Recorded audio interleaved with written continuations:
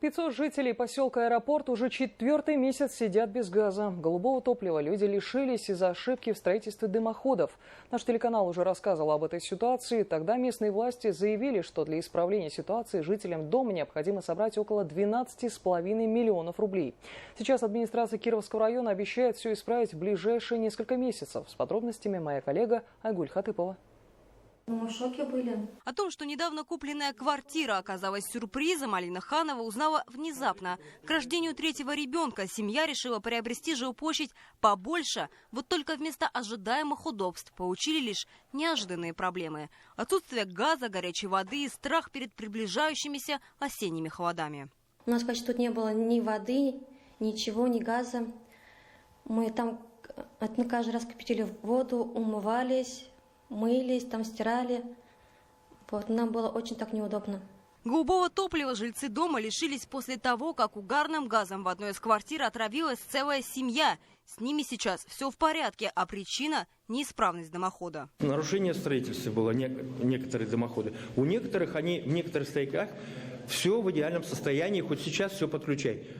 Нужно прислать специалистов и подключить, у кого исправно, те стояки. А у кого неисправно, надо приступить к работе и устранять неисправности. Но никто ничего не делает, власти бездействуют. Я не знаю, есть у нас власти вообще.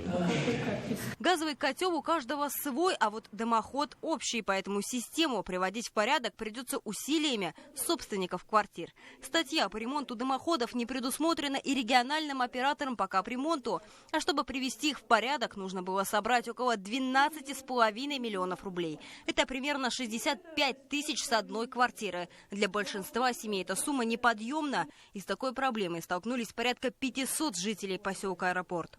На сегодняшний день, если в каждой квартире включить по 2-3 обогревателя в каждую комнату, даже по одному обогревателю, это будет по 5 киловатт на одну квартиру, проводка физически не выдержит. И будет у нас, ладно, если автоматы повышибают, а если произойдет пожар. В середине лета газ появился на кухнях, однако колонки до сих пор отключены. Но администрация Кировского района обещает исправить ситуацию в ближайшее время. Работы начнутся уже в этом месяце. Было проведено обследование специализированной организации. Заключение было такое, что были нарушены строительные нормы и как раз таки возведение, выполнение работ по кладке вентканалов и дымоходов. И по всем этим пунктам будут проведены работы в этом месяце. 45 дней от начала работы – это максимальный срок. Но пока власти ищут подрядчика, местные жители закупаются обогревателями. На случай, если согревать их будут только словами. Айгуль Хатыпова, Булат Закирьянов. Новости Уфа.